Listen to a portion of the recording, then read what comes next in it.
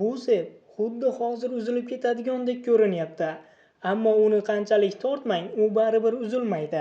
Bu avtomatik ulanuvchi sep 1873-yilda ixtiro qilingan va u temir yo'lning eng buyuk ixtirolaridan biri hisoblanadi.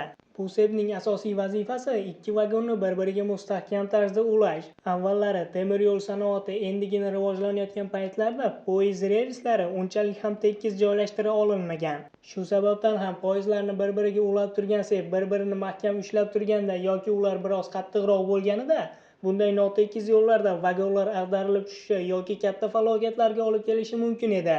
Shu sababdan ham ular shunday o'ynab turuvchi tarzda ishlab chiqarilgan.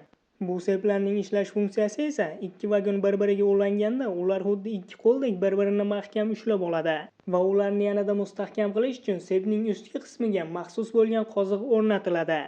Shu bilan siz yo'lingizda tinchgina davom etasiz.